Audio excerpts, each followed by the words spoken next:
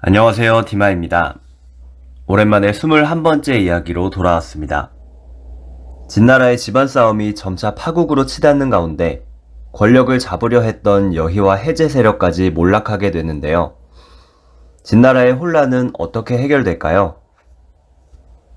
신생과 해제, 탁자가 죽은 상황. 진원공의 남은 아들은 중이와 이호뿐이었습니다. 중이와 이호는 국내의 난을 피해 각각 책나라와 양나라에 도망을 가 있는 상태였습니다. 지난 화에서 여희일파 제거를 주도했던 이극은 먼저 연장자인 중이를 데려오려 합니다. 그런 한편 이웃한 진나라 역시 자국의 이익을 위해 나섭니다. 중이 또는 이호가 즉위하는 것을 돕고 그 대가로 재물이나 성을 취할 심산이었죠. 어쨌든 중이는 이러한 요청을 모두 거절합니다. 아버지 진원공이 죽은 지 얼마 안 된 상황, 슬퍼하면서 자식된 도리를 다하겠다.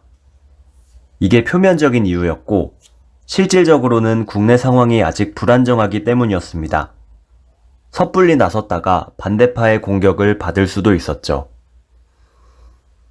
반대로 이호는 이것을 기회로 여깁니다. 국내에도 귀국을 선언했고 이웃국에서 진목공의 도움도 받기로 합니다. 자신을 군주로 만들어주면 5성을 바치겠다 약속하고 말이죠. 이렇게 해서 이호가 춘추 진나라의 새 군주가 되니 그가 바로 진해공입니다. 화장실 들어갈 때, 나갈 때 다르다는 말이 있죠. 진해공이 바로 그런 경우였습니다. 그는 한마디로 말바꾸기의 달인이었습니다. 진목공에게 약조했던 5성을 바칠 생각은 없었고 공신이었던 이극과 비정보를 경계했습니다. 그것을 눈치 못 챘을 리 없는 이극과 비정보 또한 마음속에 은근히 역심을 품게 되었습니다. 비정보가 진나라의 사신으로 갔을 때 진해공은 이극에게 자살을 명합니다. 국외에서 이 소식을 들은 비정보는 두려움을 느끼지만 달리 갈 곳도 없었기에 진나라로 돌아옵니다. 비정보는 뜻을 같이 하는 신하들과 함께 살 길을 궁리합니다. 그들은 마침내 중이를 데려오기로 결심합니다. 이전에 이극을 도왔던 장사 도한이를 시켜 중이에게 돌아오라는 서신을 전하려고 합니다. 하지만 도한이는 이미 진해공 세력에게 포섭된 상태였습니다. 비정보와 신하들은 그걸 까맣게 모르고 있었죠. 결국 도한이의 밀고로 비정보 일당은 목숨을 잃습니다. 이런 비극적인 피바람이 있었지만 어쨌거나 진나라의 정세는 진해공 중심으로 안정됩니다. 그러던 중 진나라에 큰 흉년이 오게 되는데요. 진해공은 어쩔 수 없이 진목공에게 쌀을 빌리기로 합니다. 이전에 약조한 성도 주지 않았는데도 뻔뻔하게 곡식을 요청한 진해공.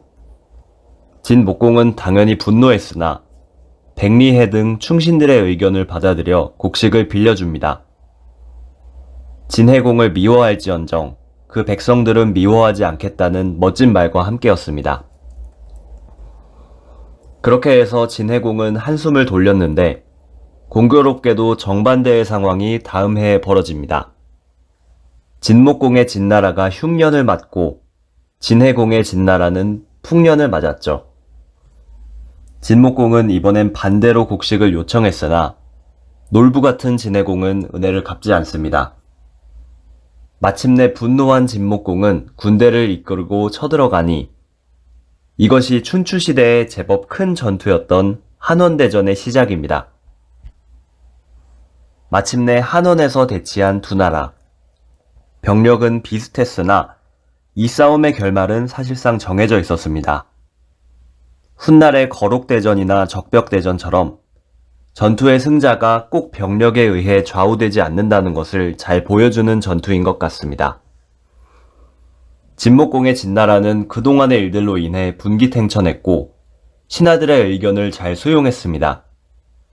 반면 진해공은 싸울 의욕이 전혀 없었고 충신 경정의 의견을 무시하는 속 좁은 사람이었습니다.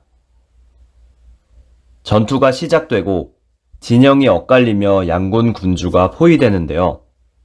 진해공은 사로잡히고 진목공 또한 사로잡힐 위기에 처하는데 정체를 알 수 없는 민병대가 돌연 나타나 그를 구합니다. 이 민병대의 정체는 무엇이었을까요? 예전에 진목공이 들에서 사냥할 때 들사람들이 말을 훔쳐먹었습니다. 부하들은 당장 그자들을 죽이자고 했지만 진목공은 이렇게 말했습니다. 말은 이왕 죽었거니와 말 때문에 사람까지 죽일 수야 있느냐. 과인은 짐승을 소중히 생각하고 사람을 천시할 수는 없다. 그리하여 진목공은 들사람들에게 너그러운 은혜를 베풀었고 중요한 순간에 목숨을 건질 수 있었습니다.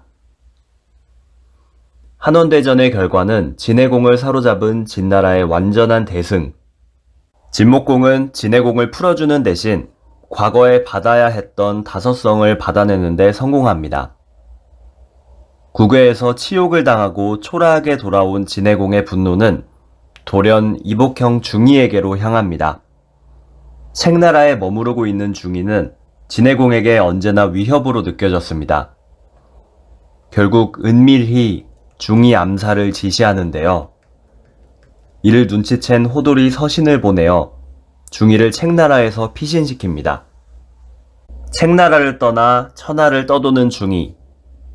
이웃나라를 방문해도 도움을 받지 못해 갖은 고초를 겪었다고 합니다.